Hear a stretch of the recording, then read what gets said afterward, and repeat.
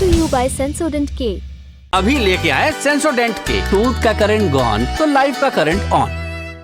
12 जनवरी 2018 देश के इतिहास में पहली बार सुप्रीम कोर्ट के जजों ने खुले मंच से मीडिया को संबोधित किया था।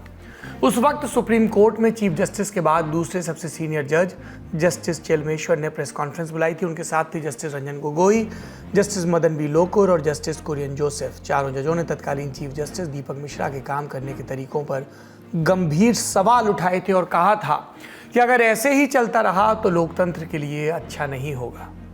6 साल से भी ज़्यादा वक्त के बाद अब फिर से न्यायपालिका को लेकर कुछ गंभीर और चिंताजनक मुद्दे उठे हैं। सामने आया एक खत जिसमें देश के नामचीन 500 से भी ज़्यादा वकीलों के दस्तखत हैं। खत किसने लिखा, किसे लिखा, क्या लिखा गया और रिएक्शन क्या आ रही है, सब पर बात करेंगे। नमस्कार, सौरभ द्विवेदी नाम है हमारा और आप देखना शुरू कर चुके हैं लल्लन टॉप शो। देश की अलग अलग अदालतों के 500 से ज़्यादा सीनियर वकीलों ने chief justice of India DY Chandrachud को एक चिट्ठी लिखी। इसमें लिखा कि न्यायपालिका खतरे में है, इस पर तमाम तरह के दबाव डाले जा रहे हैं और भी कई गंभीर बातें हैं। 5 सबसे खास बातें समझते हैं। पहली बात, रिस्पेक्टेड सर, हम सभी आपके साथ अपनी बड़ी चिंता साझा कर रहे हैं।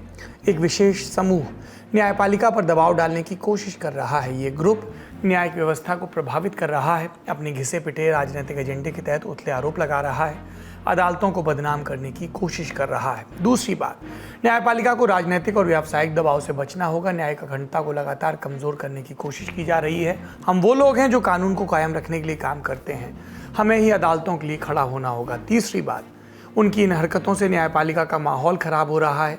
राजनीति से जुड़े मामलों में दबाव की हथकंडे अपनाना आम बात हो रही है, खासतौर पर तब जब कोई राजनेता भ्रष्टाचार के आरोप में घिरा हो। यह हथकंडे लोकतांत्रिक ढांचे के लिए खतरा है। चौथा बिंदु, ये ग्रुप अलग अलग तरीकों से दबाव बनाते हैं, अदालतों के सुनहरे अतीत का हवाला देते हैं और उनकी तुलना आज से करते हैं, जानबूझकर बयान देते हैं। मकसद फैसलों को प्रभावित करना और राजनीतिक फायदे के लिए अदालतों का इस्तेमाल करना। और पांचवी और आखिरी बात, कुछ वकील दिन में किसी नेता का केस लड़ते हैं, रात में मीडिया के पैनल में बैठे होते हैं, बयान देते हैं और फैसले में दबाव डालने की कोशिश करते हैं।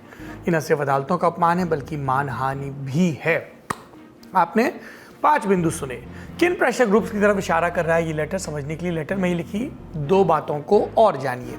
इसमें पहली बात क्या है, राजनेता किसी पर भ्रष्टाचार के आरोप लगाते हैं और फिर अदालतों में उन्हें ही बचाने पहुंच जाते हैं। फैसला पक्ष में नहीं आता तो कोर्ट के भीतर ही कोर्ट की आलोचना करते हैं और फिर मीडिया में पहुंच जाते हैं।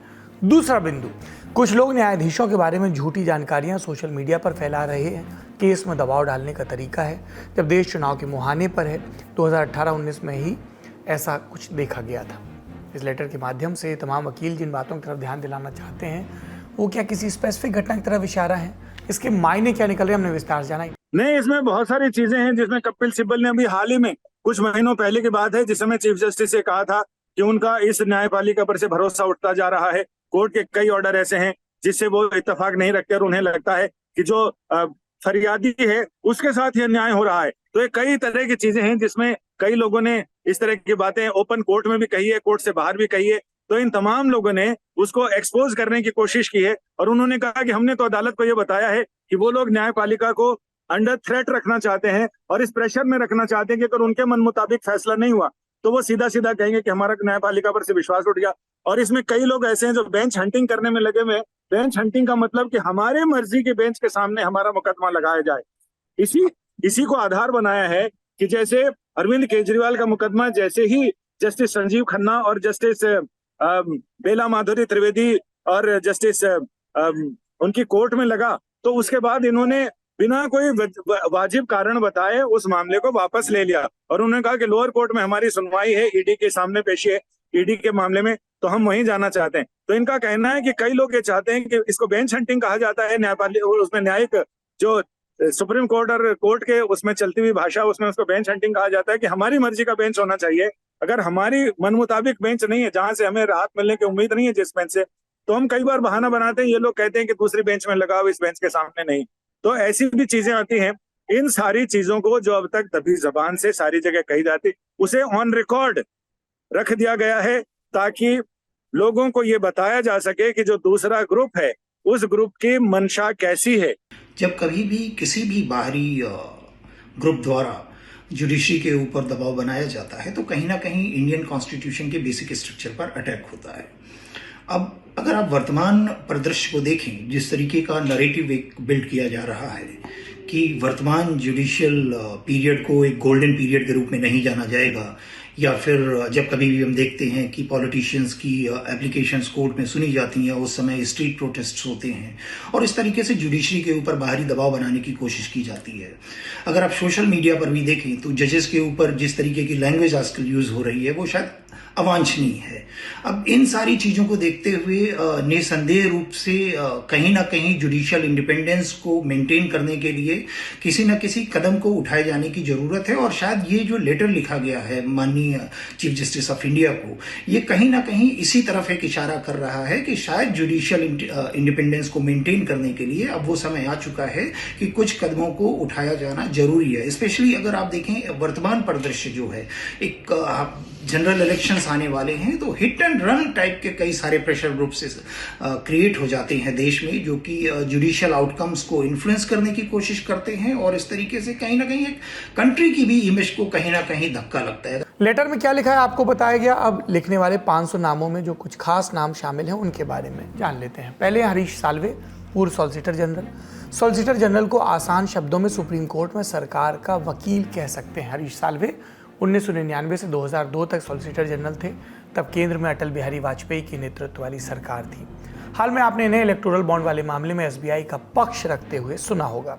दूसरा नाम Adish Aggarwal, Supreme Court Bar Association के अध्यक्ष। इलेक्टोरल बॉन्ड पर सुप्रीम कोर्ट का फैसला आने के बाद आदिश ने ही राष्ट्रपति को चिट्ठी लिखकर मांग की थी कि वो इस मसले पर दखल दें और सुप्रीम कोर्ट के फैसले पर रोक लगाएं। तीसरा नाम मनन मिश्र, बार काउंसिल ऑफ इंडिया के चेयरमैन। हाल में चर्चा में है जब भाजपा ने अलवर लोकसभा सीट से वकील भूपेंद्र यादव को उम्मीदवार बनाया और मनन मिश्र ने इस पर खुशी जताई और कहा कि देश भर के वकीलों को इस फैसले का स्वागत करना चाहिए। अगला नाम पिंकी आनंद, पूर्व एडिशनल सॉलिसिटर जनरल। जुलाई 2014 में उन्हें इस पद पर नियुक्त किया गया था। वो Bharatiya Janata party all India legal cell की हेड भी रही है। इसके अलावा नाम है चेतन मित्तल का, जो कि एडिशनल सॉलिसिटर जनरल रहे हैं। हितेश जैन, ये भी सुप्रीम कोर्ट के वकील हैं। इस लेटर पर प्रधानमंत्री नरेंद्र मोदी का ट्वीट भी आया। उन्होंने लिखा, दूसरों को परेशान करना कांग्रेस का ही पुराना कल्चर रहा है। 5 दशक पहले ही उन्होंने ही कमिटेड जुडिशरी यानी प्रतिबद्ध न्यायपालिका की मांग की थी। कांग्रेस की बेशर्मी देखिए कि वो दूसरों से प्रतिबद्धता चाहते हैं ताकि उनके अपने हित सध सकें, लेकिन वो खुद राष्ट्र के प्रति प्रतिबद्धता नहीं दिखाते। कोई अचरज की बात नहीं कि 140 करोड़ देशवासियों ने कांग्रेस को नकार दिया है। इस बयान पर कांग्रेस की तरफ से जयराम रमेश का जवाब आया। उन्होंने लिखा, ये हिपोक्रेसी की सीमा है। पीएम खुद न्यायपालिका पर सुनियोजित तरीके से हमला करते हैं और इसे न्यायपालिका की रक्षा का नाम देते हैं। पिछले कुछ हफ्तों में सुप्रीम कोर्ट ने उनकी ही सरकार को जोरदार झटके दिए हैं। इलेक्टोरल बॉन्ड पर फैसला इसका एक उदाहरण है। ये 2 बयान हो गए। जयराम रमेश आगे लिखते हैं कि पिछले 10 साल में पीएम ने सिर्फ बांटने का काम किया। 140 करोड़ देशवासी उनको करारा जवाब देने का इंतजार कर रहे हैं। अदालत की बात को आगे बढ़ाते हैं और अब चलते हैं दिल्ली हाई कोर्ट। यहाँ एक याचिका लगाकर अरविंद केजरीवाल को सीएम के पद से हटाने की मांग की गई थी। दलील दी गई कि वो भ्रष्टाचार के आरोप में घिरे हैं, ऐसे में वो जेल के अंदर से सरकार चलाएंगे तो ये उचित नहीं होगा। अदालत ने 28 मार्च को ये याचिका खारिज कर दी और कहा, इस मामले में न्यायपालिका की दखल की जरूरत नहीं है। अब केजरीवाल के ही मामले में दिल्ली की राउज एवेन्यू कोर्ट चलते हैं। यहाँ भी 28 मार्च को एक सुनवाई हुई केजरीवाल की रिमांड को लेकर। ईडी की रिमांड 28 मार्च को खत्म हो रही थी, लिहाजा जांच एजेंसी ने 7 दिन की और रिमांड मांगी, पर अदालत ने 4 दिन की रिमांड दी। यानी अब 1 अप्रैल तक केजरीवाल ईडी की कस्टडी में रहेंगे। केजरीवाल की तरफ से इस मामले में पेश हुए वकील रमेश गुप्ता और ईडी की तरफ से additional solicitor general SV Raju. Arvind Kejriwal की तरफ से कहा गया कि ये केस 2 साल से चल रहा है। सीबीआई ने 17 अगस्त 2022 को पहला केस दर्ज किया। 5 दिन बाद यानी 22 अगस्त को ईडी ने दर्ज किया। सीबीआई ने 31,000 पन्ने और ईडी ने 25,000 पन्नों की चार्जशीट फाइल की, पर अभी तक किसी कोर्ट ने मुझे दोषी नहीं पाया। केजरीवाल के पक्ष में दी गई और 3 बड़ी दलीलें क्या रही, सुनते हैं। पहली, हम पर 100 करोड़ रुपए के घोटाले का आरोप है, जबकि सुप्रीम कोर्ट के न्यायाधीश संजीव खन्ना कह चुके हैं कि मनी ट्रेल का सबूत नहीं है। दूसरी दलील, मेरी गिरफ्तारी 4 अभियुक्तों के बयान के आधार पर हुई जो बाद में गवाह बने, फिर उन्हें बेल दे दी गई। क्या इन 4 लोगों के बयान एक मुख्यमंत्री को गिरफ्तार करने के लिए काफ़ी हैं? तीसरी दलील, मैं अपनी रिमांड का विरोध नहीं कर रहा, जांच एजेंसी की ओर से लगाए गए सभी आरोपों की जांच के लिए तैयार हूँ। ये 3 अहम दलीलें। ईडी की ओर से SV राजू ने क्या कहा, ये जानते हैं। पहली बात, केजरीवाल के बयान रिकॉर्ड किए गए लेकिन वो पूछताछ में ईडी का सहयोग नहीं कर रहे। दूसरी दलील, केजरीवाल तमाम डिवाइस के पासवर्ड नहीं बता रहे, इस वजह से केस से जुड़े डिजिटल डेटा एक्सेस को नहीं कर पा रही एजेंसियां। तीसरी दलील, आम आदमी पार्टी ने घूस लिया और इसका इस्तेमाल गोवा चुनाव में किया। हवाला के जरिए पैसा गोवा चुनाव में दिया गया। मामला जांच के स्टेज पर है और पूछताछ की ज़रूरत है। केजरीवाल के वकील रमेश गुप्ता ने ईडी की बात पर जवाब देते हुए कहा कि हम जांच में सहयोग करें, लेकिन अपने हिसाब से हम सहयोग ईडी के हिसाब से नहीं कर सकते। वकील रमेश गुप्ता ये भी बोले, ईडी हम पर फ़ोन का पासवर्ड देने के लिए दबाव नहीं बना सकती। मैं अदालत का ही वो फैसला सामने रख सकता हूँ जो आरोपी को ये हक देता है कि वो कुछ ना बोले, साइलेंट रहे। रमेश गुप्ता ये बोल रहे थे कि तभी जज कावेरी बावेजा ने सख्त लहजे में कहा, आवाज़ धीमी रखिए। रमेश गुप्ता तब शांत हुए। दोनों पक्षों को सुनने के बाद अदालत ने केजरीवाल की रिमांड बढ़ाने का फैसला दिया। अदालत में केजरीवाल ने हैदराबाद के बिजनेसमैन पी शरद चंद्र रेड्डी का भी मामला उठाया। ये क्या मामला है, जानते हैं। रेड्डी को 10 नवंबर 2022 को ईडी ने कथित शराब घोटाले के केस में मनी लॉन्ड्रिंग के आरोप में गिरफ्तार किया था। आरोप लगा रेड्डी उस साउथ ग्रुप का हिस्सा थे जिसने कथित तौर पर आम आदमी पार्टी को 100 करोड़ रुपए दिए और उसका इस्तेमाल पार्टी ने गोवा चुनाव में किया। गिरफ्तारी को करीब 6 महीने बीते थे कि दिल्ली हाईकोर्ट ने 9 मई 2023 को रेड्डी को मेडिकल ग्राउंड पर जमानत दी। फिर 1 जून 2023 को रेड्डी सरकारी गवाह बन गए और उन्होंने केजरीवाल के खिलाफ बयान दर्ज कराया, जिसके आधार पर ईडी ने आरोप लगाया कि इस कथित स्कैम में केजरीवाल किंग पिन थे। जब रेड्डी को ईडी ने गिरफ्तार किया था उस वक्त वो अरविंदो फार्मा लिमिटेड नाम की कंपनी के डायरेक्टर थे, अब नहीं है। अरविंदो फार्मा वही कंपनी है जिसने अप्रैल 2021 से नवंबर 2023 के बीच 52 करोड़ रुपए के इलेक्टोरल बॉन्ड खरीदे थे। बीबीसी की एक रिपोर्ट के मुताबिक रेड्डी की गिरफ्तारी से पहले और उसके बाद इस अरविंदो फार्मा ने बीजेपी को 34 करोड़ 50 लाख रुपए के इलेक्टोरल बॉन्ड दिए। इसमें 30 करोड़ रुपए के बॉन्ड रेड्डी की गिरफ्तारी के बाद दिए गए। हालांकि ऐसा नहीं कि अरविंदो फार्मा ने सिर्फ बीजेपी को ही चंदा दिया। अप्रैल 2021 में कंपनी ने 2.5 करोड़ रुपए के बॉन्ड तेलुगु देशम पार्टी को दिए। फिर अप्रैल 2022 में कंपनी ने 15 करोड़ रुपए के बॉन्ड खरीदे और ये सभी तेलंगाना की भारत राष्ट्र समिति यानी BRS को दिए गए, जो उस समय सरकार चला रही थी वहाँ पे। केजरीवाल ने कोर्ट में रेड्डी का नाम उठाते हुए कहा कि अरविंदो फार्मा ने जो बॉन्ड खरीदे उनकी डिटेल्स कोर्ट में मंगाई जाए। कहा कि ईडी का मकसद होता है केस लगाना और फिर धमकी देकर पैसे इकट्ठे करवाना। अरविंद केजरीवाल की पत्नी सुनीता केजरीवाल भी इस हियरिंग में कोर्ट में पहुंची थी। एक दिन पहले 27 मार्च को उन्होंने एक बयान में कहा था कि केजरीवाल 28 तारीख को कोर्ट में कथित शराब घोटाले से जुड़ा एक बड़ा खुलासा करेंगे। हालांकि केजरीवाल ने अदालत में ऐसा कुछ नहीं कहा।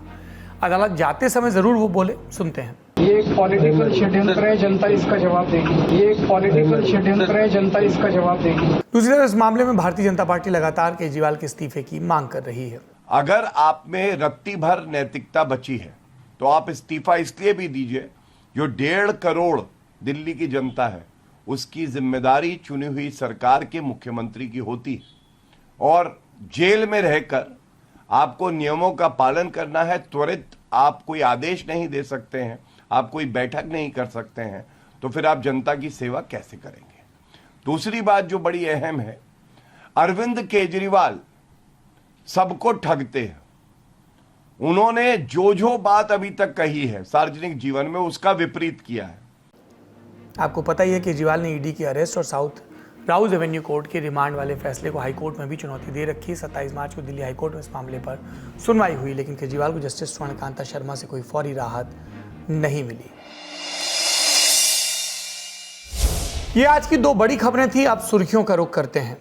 पहली सुर्खी अरुणाचल प्रदेश से है और चुनाव से संबंधित है। यहाँ पर 19 अप्रैल को राज्य की 2 लोकसभा सीटों और 60 विधानसभा सीटों पर मतदान होना है। 27 मार्च यानी बुधवार को नामांकन की आखिरी तारीख थी। मुख्यमंत्री पेमा खांडू समेत बीजेपी के 5 प्रत्याशियों ने नामांकन दाखिल किया अलग अलग सीटों पर इनके विरोध में किसी ने अपना पर्चा नहीं भरा, यानी बीजेपी की इन सीटों पर जीत पक्की है, निर्विरोध। ये सीटें और प्रत्याशी कौन से हैं? मुक्तो विधानसभा सीट से मुख्यमंत्री पेमा खांडू, सगाली सीट से रातू तेची, ताली से जिक्के ताको, तलिहा से न्यातो डोकोम और रोइंग से मुच्चू मीठी। बीजेपी ने इन सभी उम्मीदवारों के निर्विरोध जीतने का दावा किया। किरण रिजिजू केंद्रीय मंत्री ने इस मामले पर ट्वीट कर प्रतिक्रिया भी जताई। अरुणाचल प्रदेश में सभी 60 सीटों पर प्रत्याशी उतारने वाली बीजेपी इकलौती पार्टी है। कांग्रेस ने 34 और नेशनल पीपल्स पार्टी NPP ने 29 कैंडिडेट्स मैदान में उतारे हैं। 2019 में पिछले विधानसभा चुनाव हुए थे। बीजेपी ने 41 सीटें जीतकर सरकार बनाई थी। लोकसभा की 2 सीटों के लिए जो चुनाव होने वो अरुणाचल पश्चिम पर और पूर्व में होने। पश्चिम में केंद्रीय मंत्री किरण रिजिजू हैं मैदान में और पूर्व से बीजेपी के मौजूदा सांसद तापिर गाओ को मौका दिया गया है। अब दूसरी सुर्खी का रुख करते हैं। 27 मार्च को आई इंडिया एम्प्लॉयमेंट रिपोर्ट 2024। इस पर केंद्र सरकार की तरफ से प्रतिक्रिया आई है। ये रिपोर्ट इंटरनेशनल लेबर ऑर्गेनाइजेशन यानी ILO और इंस्टीट्यूट फॉर ह्यूमन डेवलपमेंट ने जारी की थी। इसके मुताबिक देश के बेरोजगारों में 83% युवा हैं। रिपोर्ट पर केंद्रीय मंत्री अनुराग ठाकुर ने एक न्यूज़ चैनल से बात करते हुए कहा कि विदेशी एजेंसियों की रेटिंग पर निर्भर रहना हमारी गुलामी की मानसिकता को दर्शाता है। देश में 6 करोड़ 40 लाख लोगों ने EPFO में यानी PF के लिए रजिस्टर करवाया है। ये ऑस्ट्रेलिया और न्यूजीलैंड जैसे कई देशों की आबादी से भी ज़्यादा है। 34 करोड़ लोगों ने मुद्रा लोन का लाभ लिया है। ये दिखाता है कि आबादी नौकरी करने से भी आगे बढ़कर नौकरी देने वाली भूमिका में आ रही है। रिपोर्ट में क्या था, संक्षेप में जान लीजिए। बताया गया कि बेरोजगार लोगों में शिक्षित युवाओं की हिस्सेदारी बढ़ी है। भारत के कुल बेरोजगार लोगों में साल 2022 में 65.7% शिक्षित युवा रहे, जबकि साल 2000 में ये हिस्सेदारी 54.2% थी। इस रिपोर्ट पर हमने विस्तार से वीडियो स्टोरी की है, दोनों का लिंक आपको डिस्क्रिप्शन बॉक्स में मिल जाएगा। अब बात लोकसभा चुनाव से जुड़े दिन भर के अपडेट्स की। गोविंदा आला रे, शिवसेना में आला। जी सही समझे, गोविंदा ने शिवसेना एकनाथ शिंदे गुट ज्वाइन कर ली है।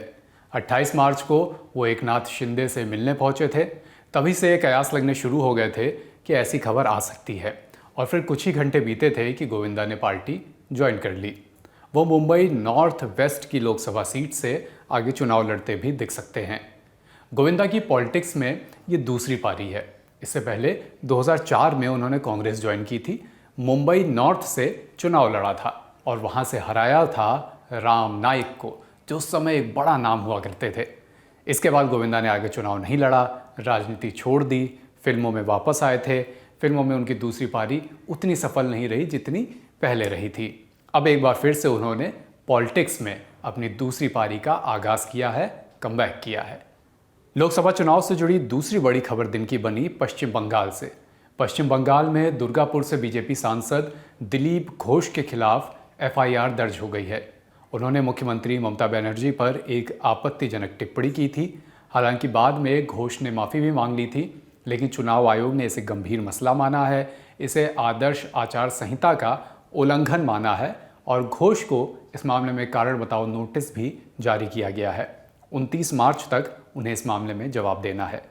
सोशल मीडिया पर वायरल एक वीडियो में दिलीप घोष को ये कहते हुए सुना गया कि जब दीदी गोवा जाती हैं तो वो गोवा की बेटी बन जाती हैं, जब त्रिपुरा जाती हैं तो कहती हैं कि मैं त्रिपुरा की बेटी हूँ, अब वो तय करें कि आपका पिता कौन है। इस आपत्तिजनक टिप्पणी के बाद अब घोष पर यह एफआईआर दर्ज हुई है।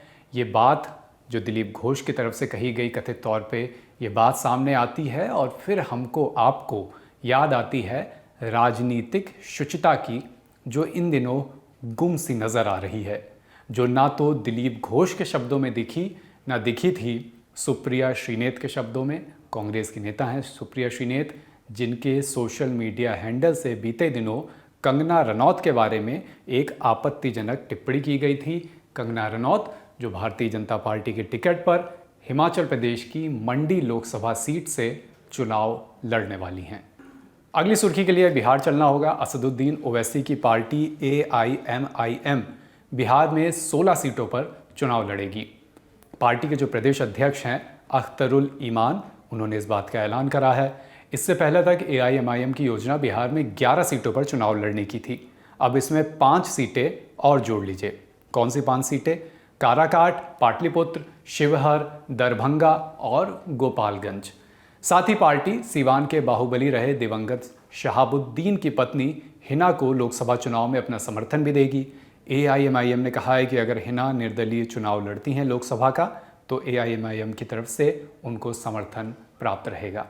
दूसरी तरफ उत्तर प्रदेश में समाजवादी पार्टी ने लोकसभा चुनाव के पहले फेज की वोटिंग के लिए अपने स्टार प्रचारकों की लिस्ट जारी कर दी है। कुल 40 नाम है। सबसे ज्यादा चौंकाने वाला नाम है आजम खान का। आजम खान जो समाजवादी पार्टी के पुराने दिग्गज नेता रहे हैं और अभी सीतापुर की जेल में बंद हैं। फर्जी बर्थ सर्टिफिकेट मामले में आजम खान को 7 साल की सजा हुई है। स्टार प्रचारकों की जो लिस्ट समाजवादी पार्टी ने अब जारी की है, उसमें आजम का नाम तो है ही, साथ में नाम है अखिलेश यादव का, शिवपाल यादव का, डिम्पल यादव, राम गोपाल यादव और तमाम अन्य नेताओं का। धर्मेंद्र यादव का नाम इस लिस्ट में नहीं है। आज के ललन टॉप शो में इतना ही। अपना और अपनों का ख्याल रखिए। शुभ रात्रि।